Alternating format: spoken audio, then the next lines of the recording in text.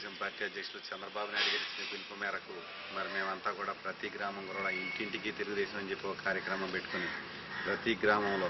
ముందుగా రైతు వర్గాన్ని కానీ బరుగు బలహీన వర్గాలను కానీ అలాగే డ్వాక్రా సంఘాలను కానీ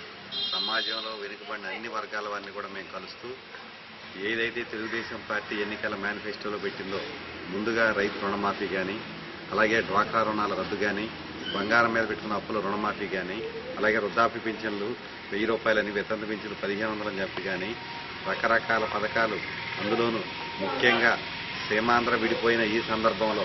ఈ సీమాంధ్ర యొక్క డెవలప్ అవ్వాలంటే అభివృద్ధి చెందాలంటే ఒక మంచి రాజధాని కావాలన్నా పోలవరం లాంటి బహుళార్థ ప్రాజెక్టు సాధించాలన్నా ఈ రాష్ట్రంలో ఉన్న రైతాంగం కానీ ముఖ్యంగా యువకులు విద్య ఉద్యోగ అవకాశాలు కూడా బాబు జాబు కావాలంటే బాబు రావాలనే ఏకైక నిదానం ఎలాగైతే ఉందో ఈ రాష్ట్రంలో మరి వాటిన్నింటిలో కూడా మేము ప్రచారం చేస్తూ మరి మన ఉంగుటూరు నియోజకవర్గంలో బ్రింగ్ బ్యాక్ బాబు అని చెప్పి 2 భారీ ర్యాలీలు కూడా మోటార్ సైకిల్ ర్యాలీలు మేము నిర్వహించడం జరిగింది. ఎక్కడికి వెళ్ళినా ఏ ప్రాంతానికి వెళ్ళినా ఏ గ్రామం వెళ్ళినా మరి మేమంతా కూడా ఖచ్చితంగా రాబోయే రోజుల్లో తెలుగుదేశం పార్టీ 1 సైడ్ కూడా గెలిచేస్తుందనే భావన మాకు కలుగుతుంది. ముఖ్యంగా ఉంగుటూరు నియోజకవర్గంలో